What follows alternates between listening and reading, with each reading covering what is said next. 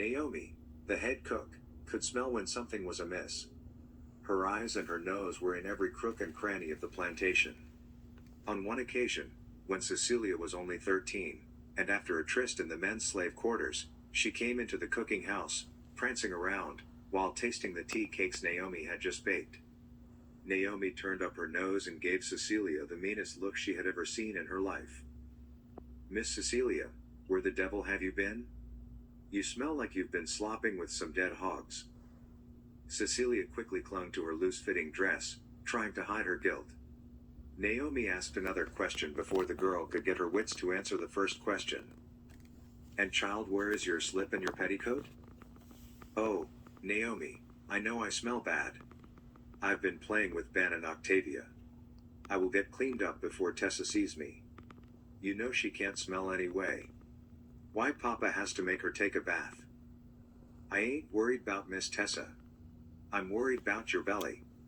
The kind of smell you got is the kind of smell you get when you're about to get with child, and it is the same smell you get after you done give birth to him too.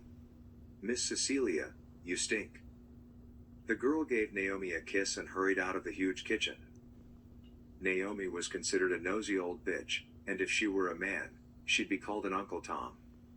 But Marie had a way of making her tongue tied and thick whenever she didn't do as she was told. Naomi knew the power that she had, and she knew that Marie could make her life miserable.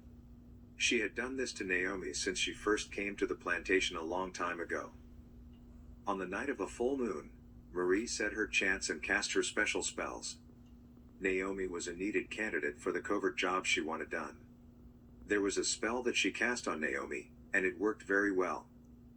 "For the cook named Naomi, this is my bidding to thee. 3 nights in hell, if my bidding you do tell. If you do not adhere to me, this very night your tongue will swell." Marie spat whiskey into the face of her faithful black cat, named Edgar, and repeated the spell over and over until she forgot the words. Naomi learned to obey Marie's commands. It would be very painful to eat with a swollen tongue for 3 days if you were the head cook. The stories of hate, fear, and spell casting were passed on to Renee. She would remember the formulas and add to the ingredients to make the spell continue to be strong for the sake of time. The only soul that was suitable to carry the legacy was Octavia, the child who was born with the veil over her face. She was the gifted one who possessed the hidden powers of Damballa.